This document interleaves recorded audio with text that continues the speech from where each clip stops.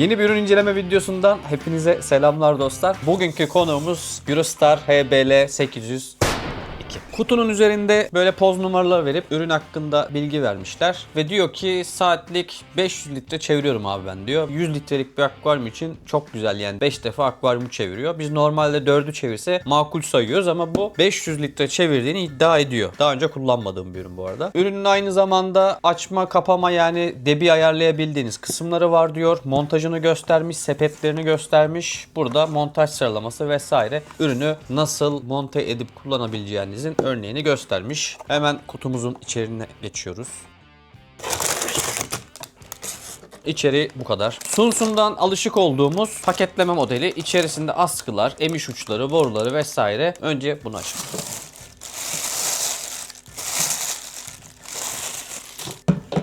Şöyle açıyoruz. Motoru burada. Üstünde giriş ve çıkış yazan bölümleri var. Buralara boruları geliyor. Dirsekleri var. Ve içerisi. Filtrenin içinden 5 tane kartuş çıkıyor arkadaşlar. Şöyle küçük 5 farklı kartuş var. Bunun en üstünde boş bırakmışlar. Buraya dilersek seramik koyabiliriz. İçinde de başka bir şey yok. Böyle bir ürün. Şimdi önce şu kartuşları açalım. Bir bakalım. Kartuşların içinde ben sadece elyaf görebiliyorum. Şöyle bir açalım bakalım. Bunu açmasınlar diye böyle mi yapmışlar acaba? Kırmadan nasıl açacağız bunu ya? A few moments later. Ürünün kartuşları böyle. 4 farklı göze elyaf koymuşlar. Başka bir şey yok. Bu kartuşları dilediğimiz gibi modifiye edebiliyoruz arkadaşlar. Mesela elyaf, biyolojik sünger, Siken Matrix, seramik taşlar vesaire, purigen ne varsa bunlara farklı koyabilirsiniz. Bakalım ne gibi verim alacağız. Ben bu kartuşları elimdeki Sunsun 603B'de mevcut olan seramikleri kullanarak dolduracağım. Aynı zamanda bu filtreyi de Sarı Ateş neon tankımda kullanmayı düşünüyorum. 100 litrelik bir akvaryum var biliyorsunuz. O akvaryumda bunu kullanacağım. Zaten bu aşamalarda siz detaylı olarak izleyeceksiniz. O yüzden bu kartuşları birleştirmeden kenara alıyorum. Geldik torbaya. Çin kokuyor. Diyor ki Çin'i eleştireceğinize yapın da alak yani. Bu fiyata ürün yaptılar da almadık mı? Hani ya o Koreceydi pardon. Benim ilk dikkatimi çeken şey şu arkadaş oldu. Sunsun 603B'nin emiş ucunun aynısı. Bunu buradan ayırması biraz zor oluyor. Bunda da aynı gibi. Ben burada bu ürünü kullanırken karides akvaryumda kullanacağım için şunun içine biyolojik sünger koyup böyle kapattıktan sonra karidesleri çekmemesi için öyle kullanacağım. Daha önce direkt sünger geçirmiştim. Burada askı aparatları var. Filtreyi cam kalınlığına göre ayarlayabiliyoruz. Şöyle şurada bir tırtık var, görüyorsunuz. Bu aynı zamanda şöyle küçülüyor. Tabii ben biraz hızlı bastırdığım için şey oldu. Çok önemli değil. Bunu tık birkaç gözü şöyle tırtıklı alanı var. Bunu da böyle ayarlayabiliyoruz. Bunu da birazdan takacağız. Yine Sunsun 603B'den bildiğimiz çıkış ucu. Manda gözüne benzeyen şu arkadaş. Bunu da Sunsuncular bilir. Bundan var. Tamam, harika oldu. Bu da su çıkışı, yine yağmurlama aparatı. Fıskiyeli. Muhtemelen ben bu aparatı kullanacağım. Bir adet yaslama plastiği. Yaslama.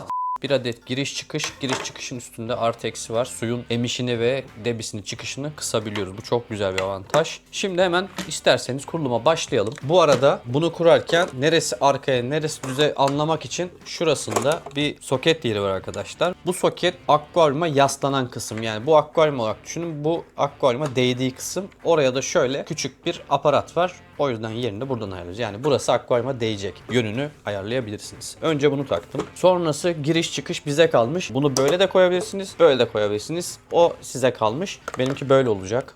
Giriş benim köşede olacak. Suyu veriş diğer tarafta olacak. Ben böyle gezdirmek istiyorum. O yüzden motoru ben şöyle kurduğumu farz ediyorum.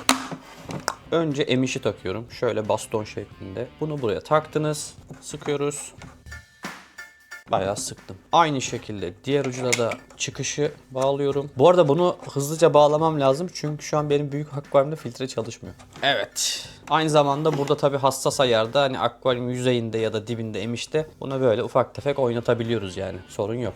Böyle kabak gibi şey gibi kalmıyor. Kazut gibi kalmıyor. 2 adet uzatma emiş borumuz var. Bunları birleştirerek akvaryumun yüksekliğine göre zemine doğru verebiliyoruz. Emiş ucumuz şuydu.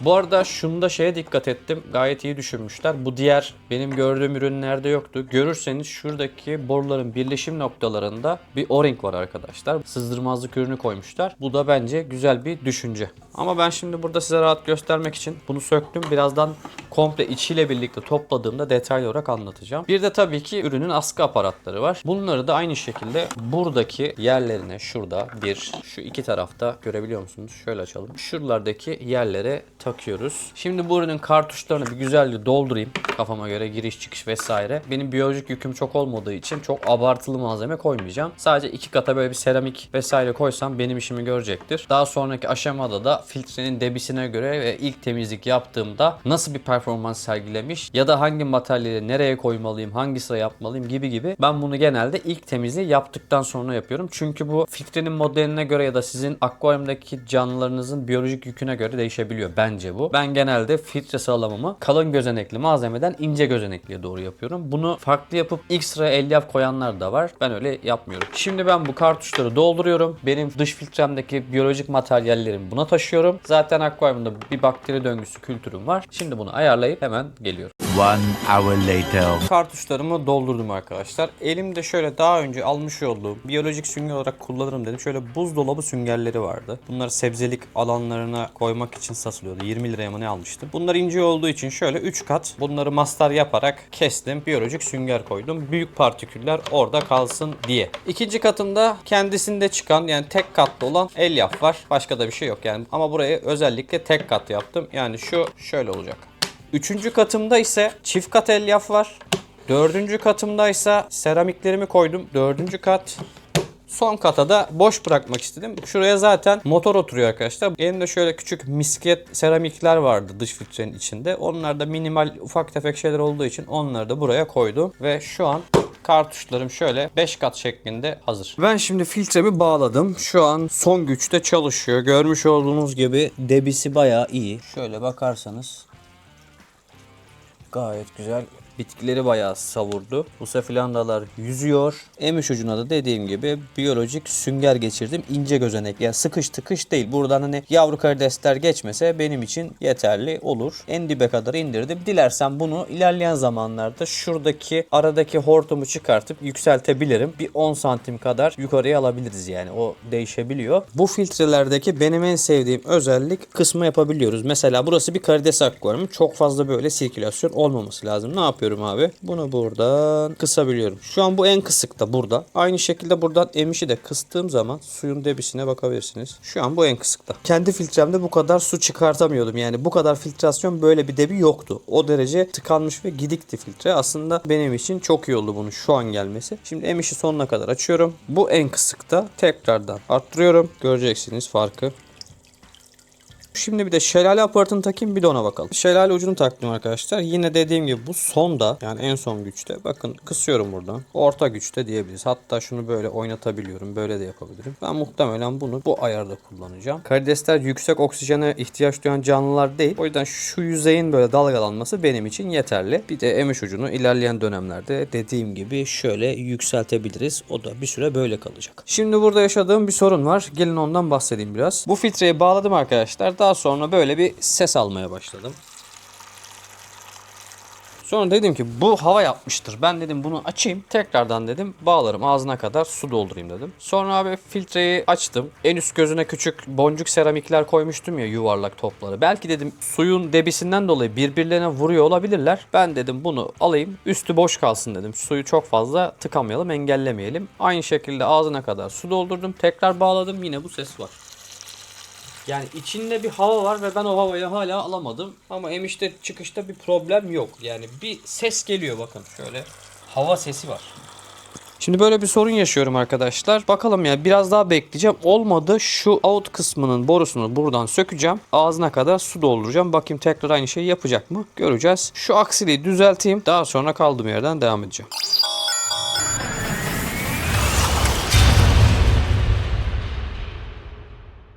Ben bu filtreyi kullanmaya başlayalı aradan tam 4 ay geçti ve bu 4 aylık süre boyunca ben filtreyi aralıksız olarak kullandım. İlk başta karides akvaryumda kullandım. Daha sonraki aşamalarda hem Axolot akvaryumda kullandım. Sonrasında da Endler akvaryumunda kullandım. Akvaryumların biri 100 litreydi, diğeri 30 litreydi. Yani hem küçük hem büyük hacimli akvaryumlarda bu filtreyi deneyimledim arkadaşlar. Şimdi bu 4 aylık süre boyunca ne gibi deneyimler yaşadım? Bu filtre alınır mı, alınmaz mı? Eksi yönleri nelerdir, artı yönleri nelerdir gibi konulara değineceğiz. Hazırsanız övmece ve sövmece başlıyor.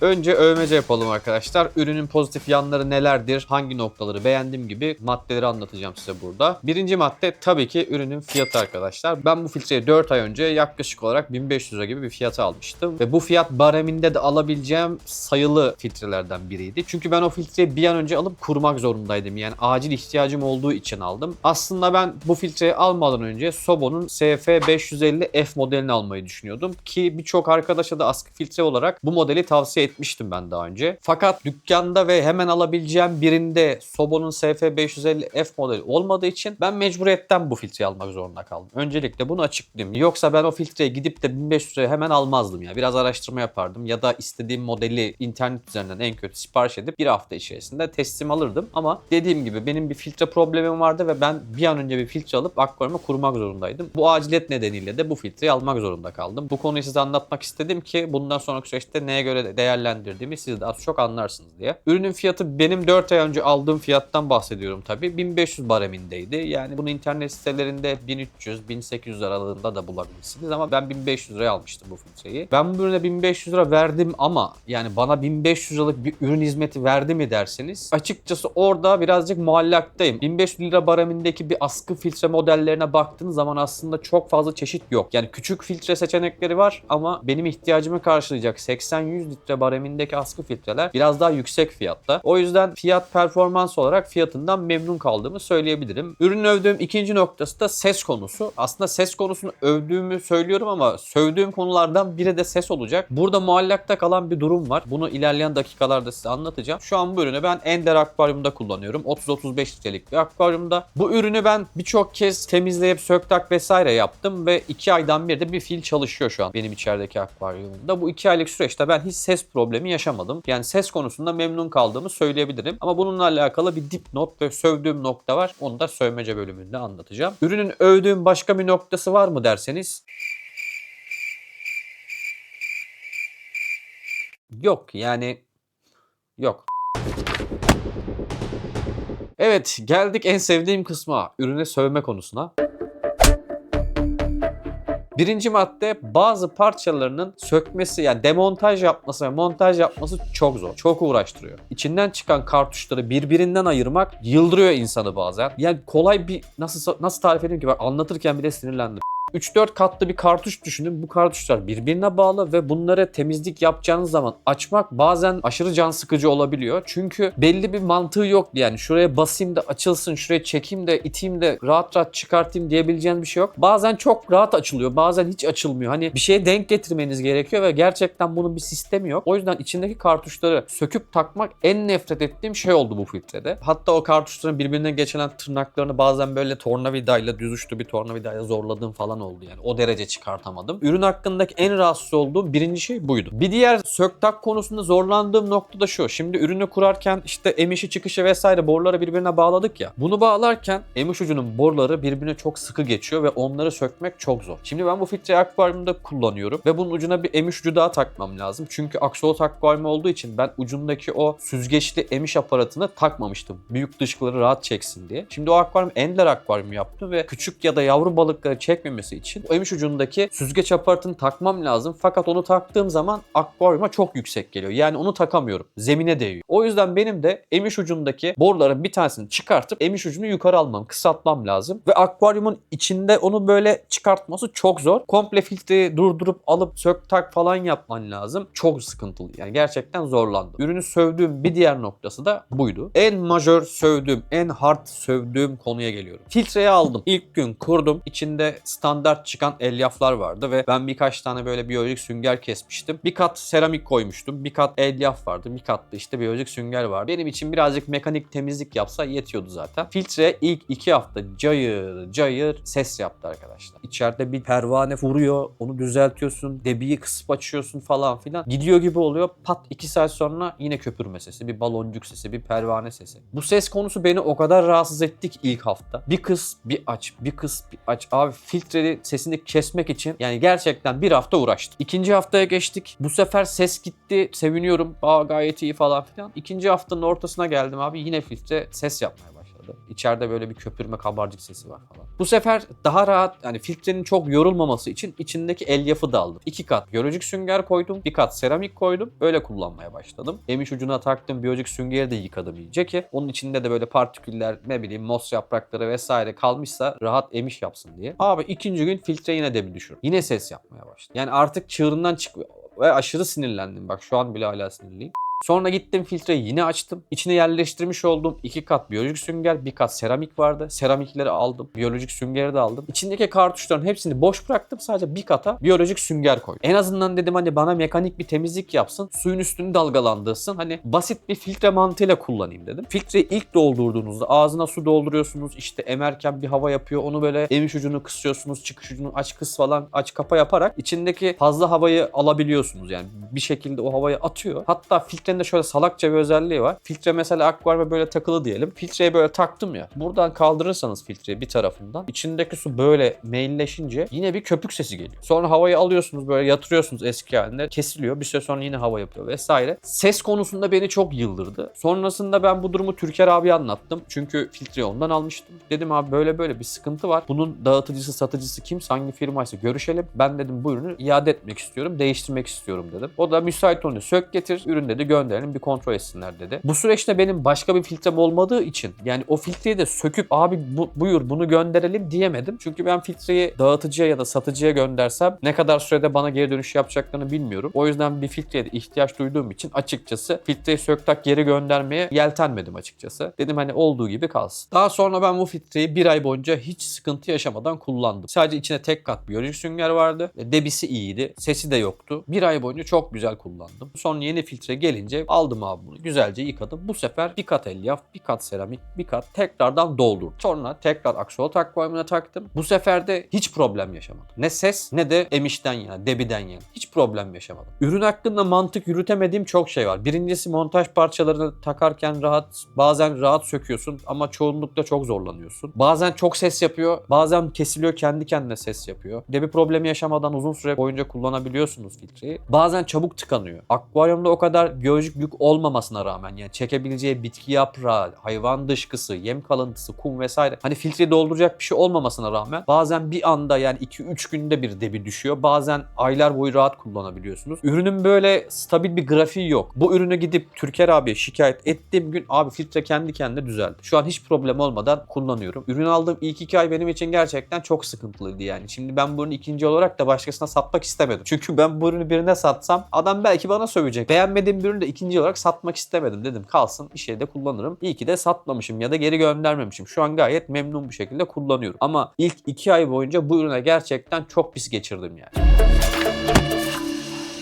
Peki bu filtre alınır mı? Memnun musun noktasında kaç puan verirsin dersen ben bu ürüne maksimum vereceğim puan 6 puana. 6'dan fazla puan vermem kesinlikle. Biri bu filtreyi almayı düşünüyorsa da bu fiyat bandına ki güncel fiyatını bilmiyorum bu arada gerçekten. Ben kesinlikle bu ürünü almanızı tavsiye etmem. Benim de acil ihtiyacım olmasaydı ve biraz daha zamanım olsaydı ben bu filtreyi zaten almazdım. Aldığıma pişman mıyım derseniz de yani nötrüm. Ama o yani benim acil işimi gördü. O yüzden memnunum yani. Ama kesinlikle şu anki deneyimime sahip olsaydım ve belli bir bütçe ayırmış olsaydım bu filtreye kesinlikle para vermezdim. Giderdim Aquel FZN 700 alırdım, 400 alırdım ya da Oaze'nin modellerine bakardım. O yüzden Eurostar'ın HBL 802 askı filtresine benim verebileceğim en yüksek puan 6 puandır abi. 6 puandan başka çalışmaz yani. Buçuk bile çalışmaz. Ama tabii ki bu sizin bütçenize ve kullanacağınız akvaryum şartları vesaire değişebilir. Tabii ki ben illa bunu alın veya almayın demiyorum. Ben sadece kendi deneyimlerimi, fikirlerimi söylüyorum. Bu fiyat bareminde bir filtre alacaksanız önceliğiniz bu Eurostar HBL 802 olmamalı. Ben kesinlikle tavsiye etmiyorum ama acil durumunuz vardır. Filtreniz bozulmuştur. Bir an önce filtre kurmanız gerekiyordur ve o an çevrenizdeki pet shop'ta da benim yaşadığım gibi sadece o filtre vardır. Onu alabilirsiniz. İşinizi görür ama uzun vadede ben bu filtreyi kesinlikle tavsiye etmem, almam. Alternatif olarak ne önerebilirsin abi derseniz kısmında Sobo SF